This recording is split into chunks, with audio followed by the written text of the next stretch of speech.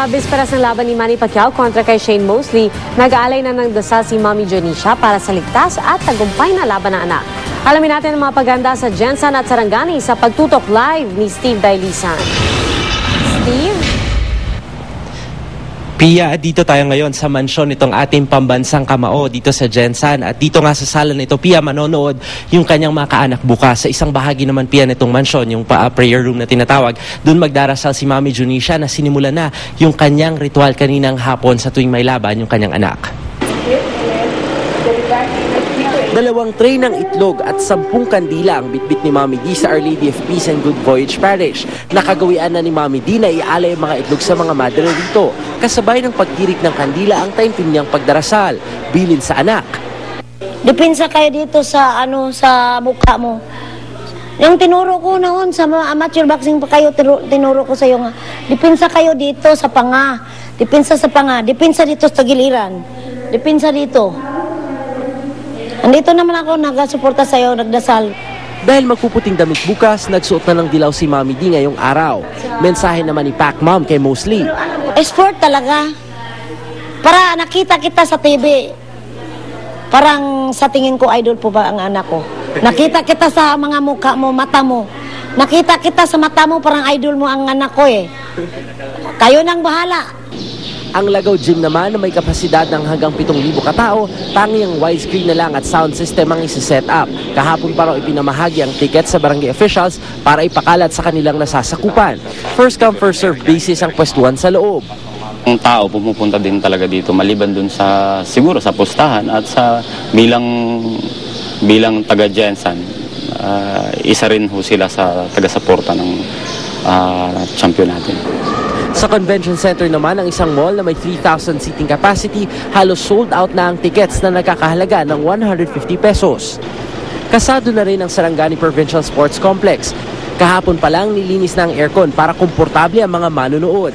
Di na raw pinag-uusapan kung sino ang mananalo dahil sigurado silang maidedepensa ni Pacman ang World Welterweight Belt. Pia, nasa likuran ko ngayon yung mga letrato ng mga boksingerong tinalo ng ating pambansang kamao. Bukas, Pia, magkakaalam-alam kung may sasabit din dyan yung letrato naman ni Shane Mosley. Pia? Maraming salamat, Steve Dailisan. 1,700 batang sumali sa libreng Operation Megatule sa Marikina. Target ng mga opisyal ng Luzon na makamit nito ang kauna-unang world record para sa pinakamataas na bilang ng nagpatuli sa loob lang ng isang araw. Nakatutok si Jam Sisante.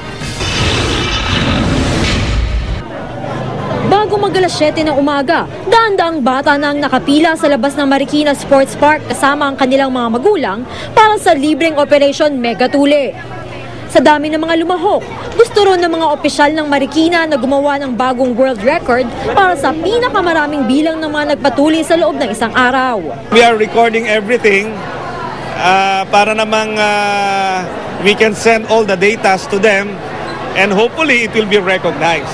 We cover all barangays of Marikina. Total 16 barangays. Edad 12 pataas sa mga tinuli. Ang batang ito, inaasar daw dati ng mga kaklase dahil di pa siya tuli. Hindi na po nila ako aasarin.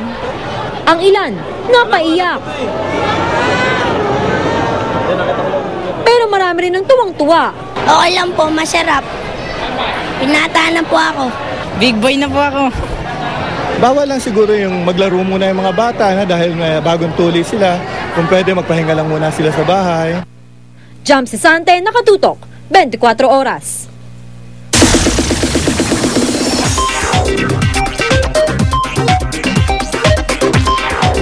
Kapuso, 10 women ang pinarangalan sa Fun Fearless Female Awards na isang lifestyle magazine this year.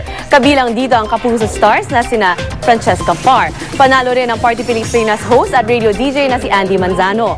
Gayon din si Venus Ra at ang bar exam blast survivor na si Raisa Laurel. Na-shock talaga ako. And sumunod na lang yung pagiging masaya. So, nakakatuwa na naisip nilang i-vote. It's a good first award, Fun Fearless Female. I'm very flattered. Dumalo si Pangulo Aquino kasama ang iba pang mga pinuno ng mga bansa sa Timog Silangang Asya sa ika-18 ASEAN Summit. Kabilang sa matinalakay nila mga isyu sa pagkain, trabaho at seguridad. Mula sa Jakarta, Indonesia, tinutukan niya ni JP Soriano. Matiwasay na nairaos ang ASEAN Summit sa kabila ng pangamba ng ilan dito sa Jakarta sa posibleng panggugulo sa seguridad dahil sa pagkamatay ni Osama Bin Laden. Sa kabila ng banta ng terorismo, mas pinagtuunan pa rin ng pansin ng mga ASEAN leaders ang pagsusulong ng mga polisiya para mas mapaganda ang buhay ng mga taga Southeast Asia. Dahil ayon mismo sa mga ASEAN leaders, kapag napaganda nila ang buhay ng mga tao, maaaring ito rin na maging dahilan para matuldukan ang issue ng terorismo. Mataas na presyo ng pagkain at langis, trabaho at seguridad ang ilan sa mga tinatalakay. Ayon kay Energy Secretary Jose Almendras, lahat daw ng ASEAN countries kabilang na ang Pilipinas ay nagkaisang sadyang sobrang taas na ng presyo ng langis. Sa bilateral meeting ng Pilipinas at Thailand, napag-usapan ang posibleng pagdagdag ng Thailand ng isinusupply nitong langis at pagkain sa Pilipinas. Kapag mas marami raw ang mga pagpipiliang bilihan ng mga produktong petrolyo, maaaring magmura ang presyo ng mga ito. Isinusulong din ng ASEAN ang pagkakaroon ng food reserve system at tulong sa mga magsasaka. Dahil tumataas daw ang presyo ng bigas sa Asya, inumungkahi ang pagkakaroon ng rice warehousing reserve na magsisilbing imbakan ng bigas para sa mga bansa sa Southeast Asia. Which would address the needs of countries that may find themselves in a situation that's being confronted by disaster. Napag-usapan din ang proteksyon para sa mga migrant worker, pati na ang job opportunities para sa mga Pilipino sa ibang ASEAN nations. Nag-alok din ng tulong si Pangulo Aquino para maayos ang sigalot sa border sa pagitan ng Thailand at Cambodia. Mula sa Jakarta, Indonesia, JP Soriano, nakatutok 24 oras.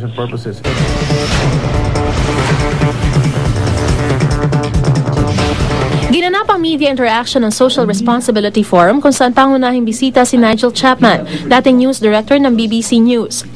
Siya ang kasalukuyang CEO ng Plan International, isa sa mga pinakamalaking child-centered development organization sa mundo. Ayon kay Chapman, dapat maintindihan at maihatid ng mga taga-media sa publiko ang mga pagbabago sa mundo, lalo na yung may kaugnayan sa kahirapan at sa mga bata. Binigyan din niya ang kahalagahan ng pagiging patas sa paghahatid ng balita at malaya sa anumang pansariling interes. It can often be a defender of individual rights if you have to make a stand about a difficult issue like the sort you're talking about. I think it's important you're not just left on your own, to sort of stand up on your own. Dumalo sa forum ang ilang opisyal ng media organizations, kabilang ang Assistant Vice President ng GMA Corporate Affairs na si Maria Teresa Pasis. Naroon din si MTRCB Chairperson Grace Polia Manzares. Susunod,